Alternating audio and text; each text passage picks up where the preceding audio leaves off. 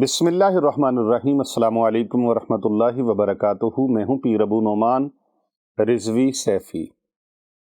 آپ کو آج ایک بہت خوبصورت وظیفہ بتانے لگا ہوں۔ یہ وظیفہ غیب سے امداد کے لیے ہے، مدد کے لیے ہے۔ باوضو حالت میں آپ نے سونے سے پہلے آپ نے اس کی ایک تسبیح کرنی ہے۔ یہ تسبیح کرنے کا فائدہ کیا ہوگا؟ آپ کو دولت کی ضرورت ہے، پیسوں کی ضرورت ہے، رزق کی ضرورت ہے، گھر میں راشن کی ضرورت ہے، پریشانیوں کے انبار لگے ہوئے ہیں، تو ایک تسبیح یہ کر لیں، سونے سے پہلے کر لیں۔ فجر کی نماز پڑھ کے بیٹھے ہوں گے تو اللہ تبارک و تعالیٰ آپ کی مشکل کشائی فرما دے گا۔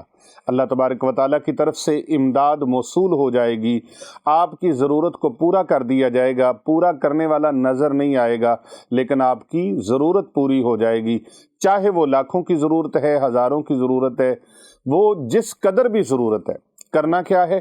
آپ نے نماز عشاء پڑھ کر سونے سے پہلے ایک تسبیح یہ پڑھنی ہے، بسم اللہ الرحمن الرحیم، ان اللہ علی کل شیء قدیر، ان اللہ علی کل شیء قدیر، ان اللہ علی کل شیء قدیر۔ یہ آیت مبارکہ 100 مرتبہ آپ نے پڑھنی ہے۔ اول آخر 3 مرتبہ درود پاک پڑھنا ہے۔ یہ پڑھ کے پورے یقین کامل کے ساتھ سو جائیں۔ اللہ تبارک و تعالیٰ کے دربار میں دعا کر کے، یا اللہ پاک، میں عاجز ہوں، میں نالائق ہوں، میں ہی کمزور ہوں، میں ہی خطا کار تیرا بندہ ہوں۔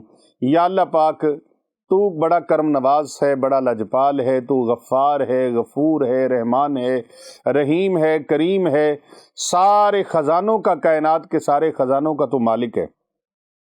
یا اللہ پاک، میری یہ مایوسی ہے، دور فرما دے، میری یہ پریشانی ہے، دور فرما دے، میری یہ حاجت ہے، یا اللہ پوری فرما دے، میری یہ ضرورت ہے، یا اللہ اپنے قدرت کے خزانوں سے پورا فرما دے، یا اللہ خزانہ غیب سے میری امداد فرما دے۔ یہ دعا مانگ کر آپ نے سو جانا ہے۔